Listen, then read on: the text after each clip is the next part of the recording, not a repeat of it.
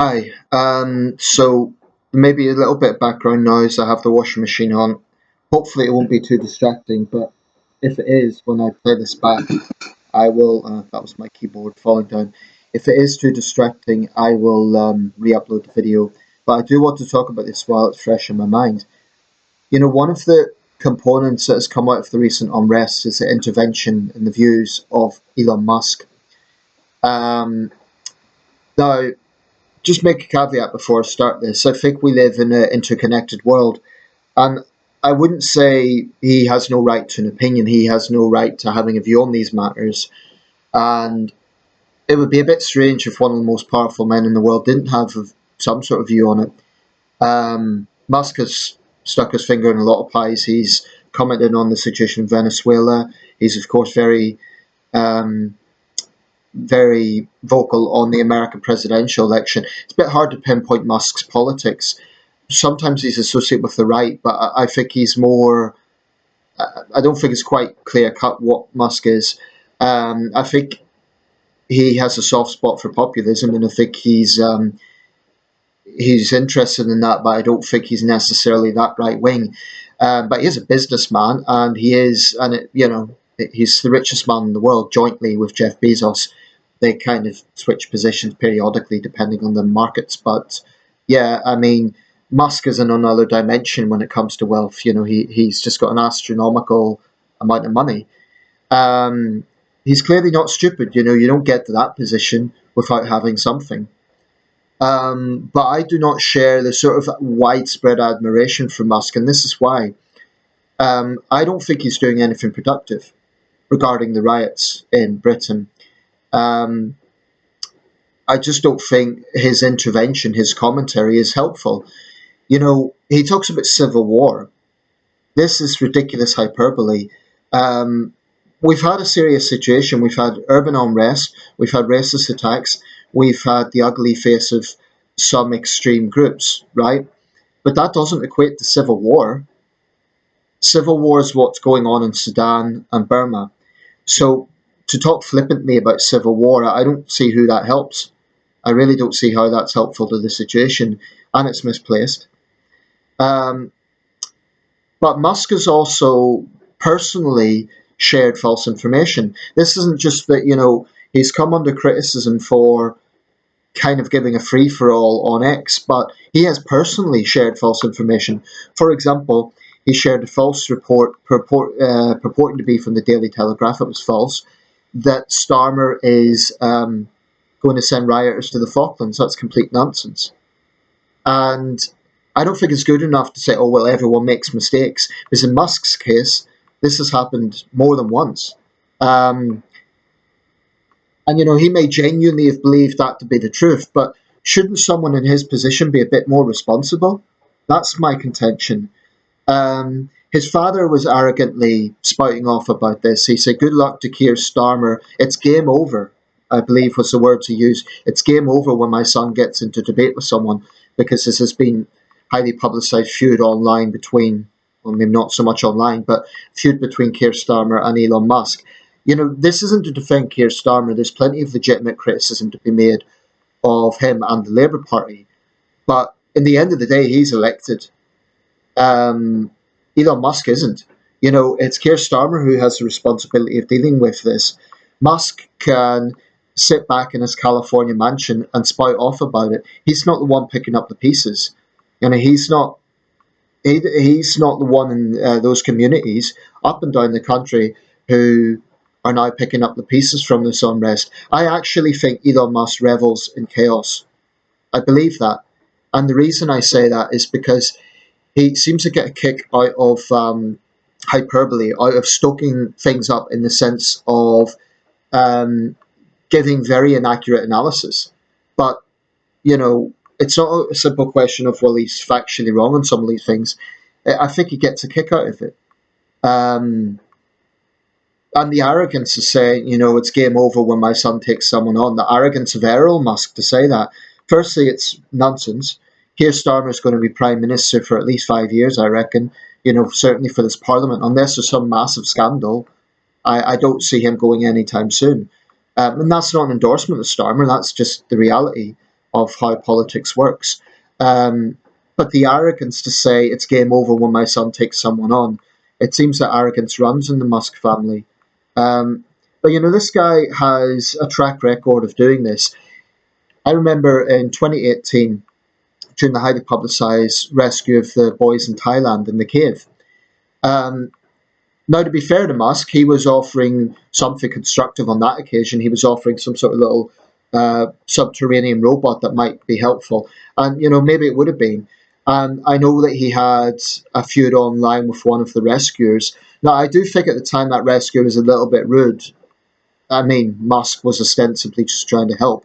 So I do think on that occasion the rescuer was a bit rude. But then what does Musk come out with? He calls him a pedo-looking guy. And he claims it's trivial in South Africa. Well, in many other countries, including the UK, where that guy was from, that's a serious inflammatory accusation, suggesting the man was a predator. This is why I don't have much time for Elon Musk, because I think he's a flamethrower.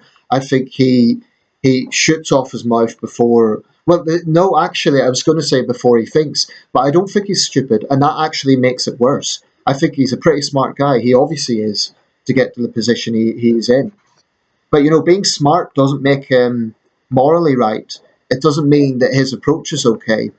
Um, and I just don't see what he's doing that's productive. Another obscene thing, and this really bothered me, comparing the UK to the Soviet Union. Now, his rationale for this was supposedly because there's been tough sentences handed out to people inciting violence. Um, let's be very clear, the sentences aren't for saying something rude online. I think there is a legitimate debate around that, around how hate speech is defined. And I certainly would have a problem if someone went to prison for saying something insulting. I think that should absolutely be protected. But that's a very different thing than someone blatantly inciting violence. So, Elon Musk, when he's pushed on this issue of free speech, he says he's absolutely for it within the law. So he makes that caveat within the law. But the thing is, I don't think Musk wants any legal boundaries regarding accountability. This isn't a free speech issue. If someone is inciting violence, they're inciting violence. That's what they're doing. So again, how comparing the UK to the Soviet Union is just ignorant. People aren't going to be sent to gulags for years because they disagree with the government. That is complete nonsense. And it's the sort of thing that far right groups pick up on. And not just the far right, Islamists as well, others, because it suits their own agenda. This is not to say the situation in this country is perfect. I have myself voiced concerns about how hate crime legislation is drafted. But in these riots, absolutely someone who's inciting violence should be held to account for it. I came across a woman yesterday, not in the recent violence, but she had lost her husband because a gang had attacked her house and started arson. So she had first-hand experience of what that was like, the fear that that caused.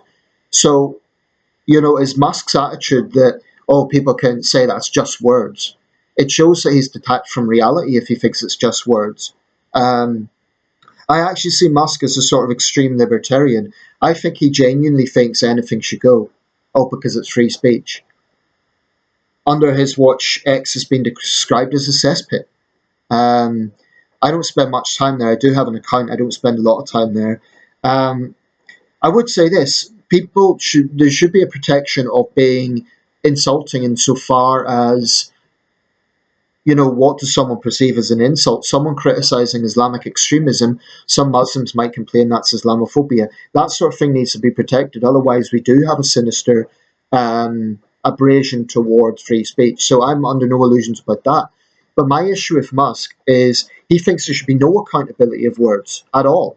He basically seems to think, oh, anything goes. People can say whatever they want, whenever they want. Doesn't matter. I think that's foolish, and I think it's a reckless position for someone with the power and influence he has to be promoting. But then again, he let Trump back onto X. Now, the thing about Trump on X, his supporters say it's a free speech issue, but do leaders not have a responsibility to tell the truth? Trump is a prolific liar, and it has real world consequences, as we saw when Trump refused to concede the election. So I am a big supporter of free speech with as broad, uh, brought as broadly as possible. But I do think that people also have responsibility for the words. And I think leaders especially have responsibility for the words. And if you have a leader who's constantly telling lies, he or she should be called out on that. Um, and if they're constantly doing it on a public platform, do they really deserve to have that platform? I'm not so sure that they do. Um, Unfortunately, banning Trump just makes him a martyr. Um, but those are things that I would invite people to think about. You know, free speech is extremely important, of course it is, but free speech doesn't mean that people shouldn't be responsible for their own words and they shouldn't be responsible for spreading false information. Um, and with Elon Musk, I just don't see what he's doing.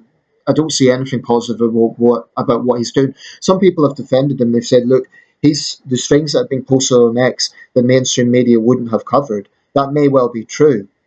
And I think the likes of the BBC have to be very careful not to look arrogant. There was an interview a while back where the anchor woman was interviewing a former police chief, and she cut him off because he was talking about the army officer who was stabbed recently. Now, why did she cut him off?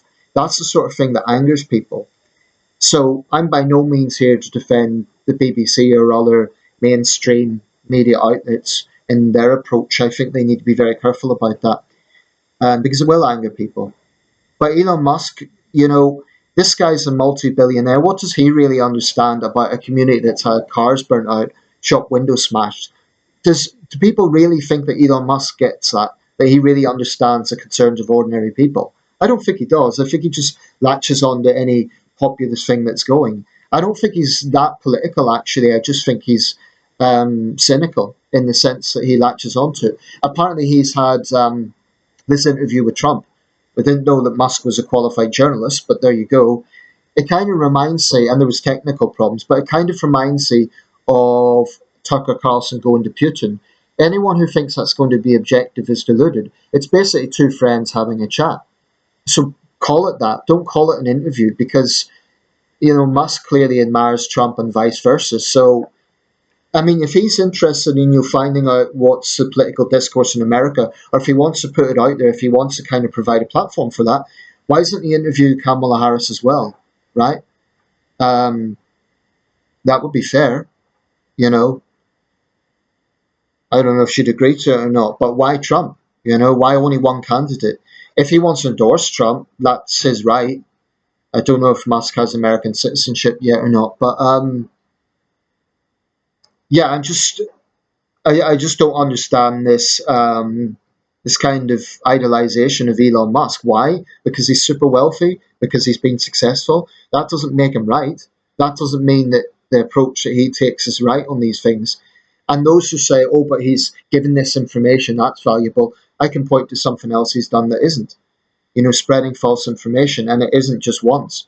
Um, all that does is fan the flames. And I think not Trump, Musk revels in that because it's good for his platform. He knows it will get people talking on his platform. So it's not for to do with money. He's already filthy rich, so that's irrelevant. But in terms of that, wouldn't benefit him. But I think it benefits his platform. Um, so yeah, I'm tempted to say Musk should stick his nose elsewhere. He's entitled to his opinion, but is he being helpful? I don't think he is. People could criticize Keir Starmer, but unlike Elon Musk, he is actually elected. He did just have a resounding victory in the general election. Say what you want about him, but that's the facts. Elon Musk is an unelected foreign citizen, So why is he? What's he doing that's productive here?